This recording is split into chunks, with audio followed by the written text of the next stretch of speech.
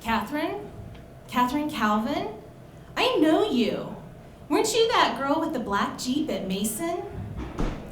Now, the conversation that followed that start took place at Dulles Airport late June 2002. The gentleman in front of me introduced me to his beautiful wife and two beautiful little girls.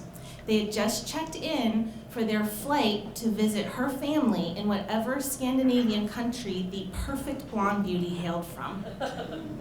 Meanwhile, I was about to check in for my own exciting adventure, my first mostly solo vacation.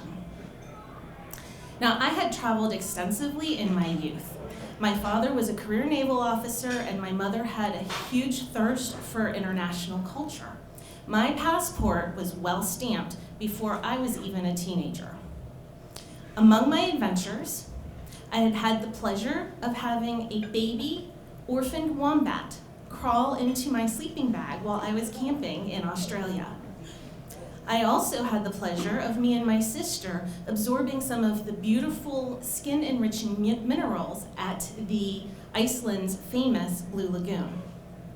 And I remember the anxiety that I had felt in one of the most horrible border crossings of my life when I was only 16 years old and we were on our way from Austria to Budapest, Hungary, while it was still behind the Iron Curtain. But with all of that in my past, I had never gone alone. There had always been my family, my friends, some organized school trip that was my guide through some of these sometimes confusing adventures. And this was particularly important for me because I suffer from vertigo. And so when my world goes topsy-turvy, I like to know who can be my beacon in an otherwise very confusing world. So for some reason, when my sister called me and said, hey, I have some extra money to go spend at the end of my project, would you like to meet up with me? I said yes. And that was when I purchased my ticket. I was going to be meeting up with my sister at some as yet undetermined time. As a geologist, she was working in the African bush, in a place where they did not have cellular signals. And we would be meeting at the hotel at some point when she was finished. And I would find out about that because she would arrive, or she wouldn't, and then I would know. For some reason, that didn't cause me any unease, but I did begin to get a little anxious when I was sitting in the doctor's office receiving the State Department recommended vaccinations and a prescription for Lariam, an anti-malarial pill. And then my friends and family started commenting how brave I must be to go on such an exotic adventure by myself. And I thought, am I really that brave?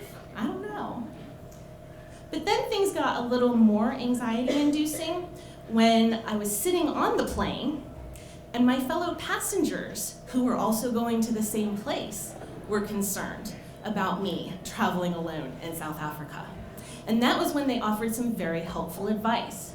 Now, some of this is traditional travel advice, don't go flashing your cash around, but they had some more ominous advice as well.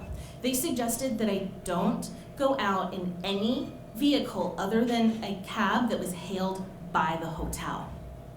They also suggested that I don't leave the hotel after dark. And they also said, most importantly, never walk alone.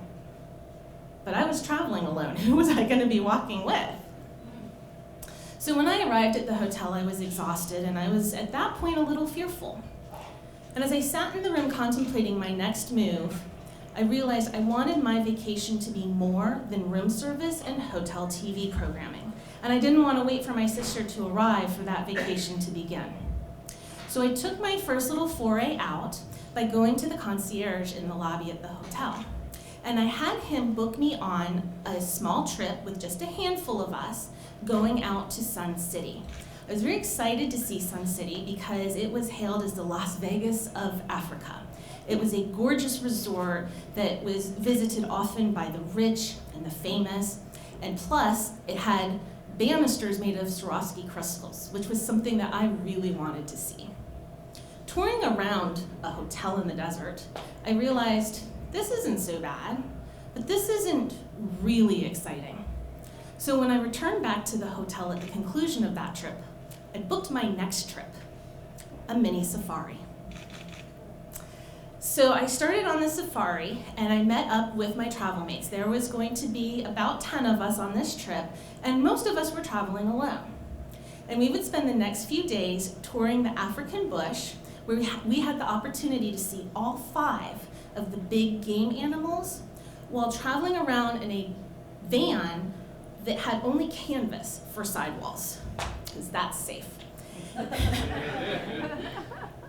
And I do remember one of my most favorite moments came as the sun was setting late one evening. We were snuggled under scratchy wool blankets because the temperature was dropping quickly, and we passed by a family of lions, and I could hear them eating their prey with the bones cracking and the flesh ripping and the chomping sounds. We were that close.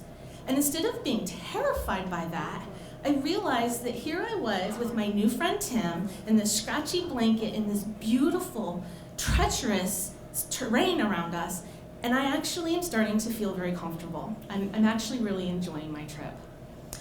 The next day we would pass by a little baby rhino calf, and it was only a few feet away from its mother, but close enough that we could see that she clearly had her eye on it.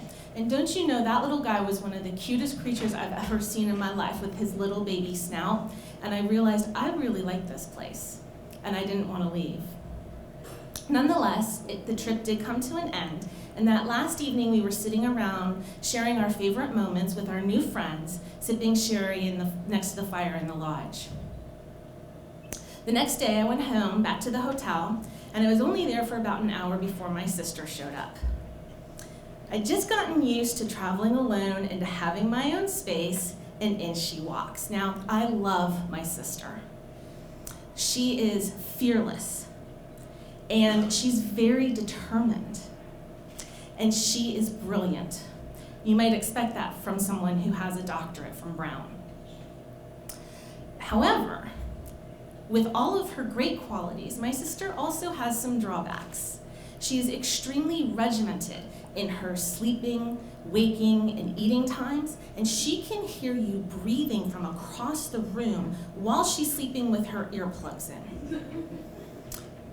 So I realized at this point that I was going to be spending the rest of my vacation with the female version of Sheldon Cooper. And she walks in and she takes a look at me and my suitcase that I'm still unpacking from my little trip, and she says, "Oh great, you're packing light. That's good, because I'm gonna need some help with this one." This one referred to her second suitcase. She had filled that second suitcase with enough rocks to exactly equal 100 pounds, the maximum that she was allowed to bring back on the airplane. And now it would be me, my sister, and 100 pounds of rocks all over South Africa for the rest of the trip. Not only that, she was hungry, right now, even though I had already eaten. So with that in mind, I realized I think I might actually not want to spend the rest of my vacation with my sister. I've now learned how I can travel alone, and I'm starting to enjoy this. Me and my sister decided most days that we would go off on our own, do our own thing, and then we would meet up for lunch or for dinner, and we would share our stories, and in that way we might have a little bit better vacation than being at one another's necks the entire time. So it was later when I was on the plane on my way home that I was recalling all of my adventures. And I was thinking, I didn't know that I had the strength to do this, and yet I did. And not only did I do it, I enjoyed it. And this is something I might like to do again.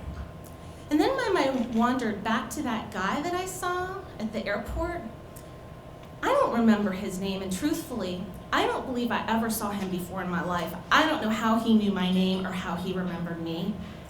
And what I also don't know is what he thought of me when he remembered that college student that I used to be.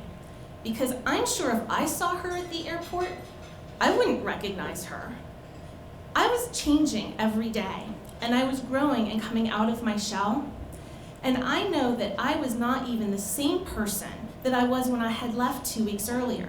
As a matter of fact, I'm not sure he would have recognized me again.